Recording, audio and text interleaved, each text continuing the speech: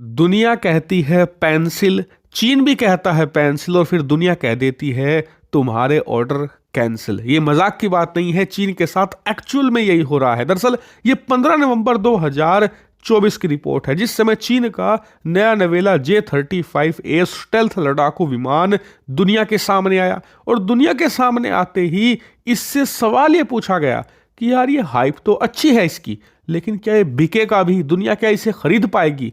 ऐसा इसलिए क्योंकि ये दुनिया के लिए एक ब्लैक बॉक्स की तरह है। जी हाँ, उस समय इसे ब्लैक बॉक्स कहा गया क्योंकि चीन ने इसका ना तो कोई डाटा दिया, ना ही इसकी कुछ खासियतों या स्पेसिफिकेशन के बारे में जानकारी दी। और दुनिया का जो डर था एक हफ्ते के अंदर सही साबित हो गया। दरअसल इसे लॉन्च करने के एक हफ्ते बाद जब चीन ने इसकी स्पेसिफिकेशन के बारे में थोड़ी सी ही जानकारी दी, उस थोड़ी सी से ही ये पता लग गया कि ये प्रॉपर स्टेल्थ लड़ाकू विमान है ही नहीं। यहां बस चीन ने पुराने J-20 लड़ाकू विमान को नए अवतार में कुछ नई चुराई गई टेक्नोलॉजी के साथ पेश कर दिया है, यानी कि नई बोतल के अंदर पुरानी शराब को भरकर दुनिया के सामने प्रेजेंट कर दिया गया। और इसका नतीजा क्या हुआ?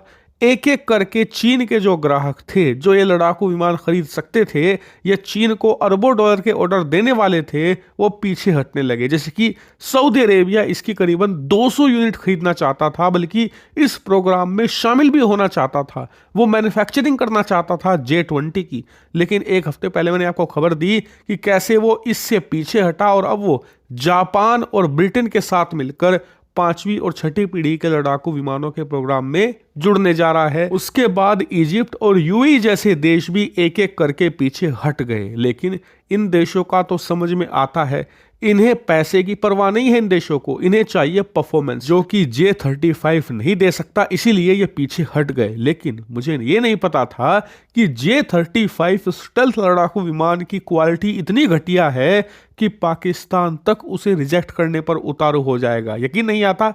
दरअसल आप ये रिपोर्ट्स देखिए, इस साल की शुरुआत की रिपोर्ट है कि चीन का जो J-31C है, दरअसल J-35 का ही कोड नेम था J-31C। लॉन्च होने से पहले इसे इसी नाम से बुलाया जाता था। और उस समय बताया गया था कि पाकिस्तान 100 से भी ज्यादा ऐसे लड़ाकू विमान अपनी सेना में शामिल करेगा। यहां तक कि इसी महीने की शुरुआत में 2 या 3 दिसंबर को पाकिस्तान की सरकार ने अप्रूवल भी दे दी थी इसकी बहुत बड़ी संख्या में यूनिट खरीदने की। लेकिन आप स्क्रीन पर देखिए, अब जो लेटेस्ट रिपोर्ट है उसके अनुसार पाकिस्तान इसकी 40 से ज्यादा यूनिट नहीं खरीदने वाला। और ये 40 का जो आंकड़ा है ये भी रिपोर्टेड है, यानी कि कंफर्म नहीं है। अभी पाकिस्तान की सेना देख रही है कि क्या वाकई में ही हमारे पास जो लिमिटेड पैसा है, लिमिटेड रिसोर्स है, हमें इस पर खर्च करने भी चाहिए या फिर नहीं। इससे आप अंदाजा लगाइए ये चीन के लिए कितनी बड़ी डूब मरने वाली बात है, शर्मिंदगी वाली बात है। क्योंकि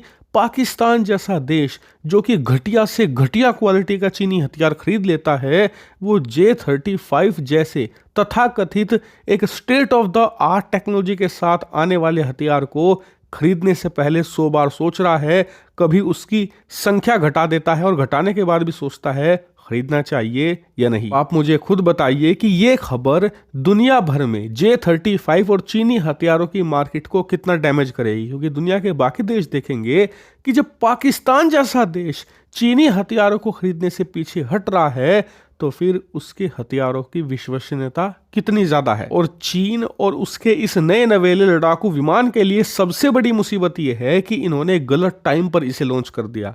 अमेरिका के अंदर एक ऐसा राष्ट्रपति आया है जो कि चीनी हथियारों को बिल्कुल भी बर्दाश्त नहीं करने वाला। जो भी चीनी हथियार खरीदेगा उसके खिलाफ भयंकर कार्रवाई करी जाएगी। ऐसे में अगर कोई 1-2 पोटेंशियल ग्राहक होगा, वो तो वैसे ही डर कर पीछे हट जाएगा। और इन्हीं सभी कारणों की वजह से ये चीन ही नहीं, दुनिया के इतिहास के सबसे बड़े फेल्ड डिफेंस प्रोजेक्ट में से एक बनने जा रहा है। और इसको लेकर आने वाले 1 महीने में बहुत बड़ी खबर भी आएगी, वो मैं आपको जरूर बताऊंगा एक बार कंफर्म होने के बाद। इसलिए आप चैनल को सब्सक्राइब कर लेना।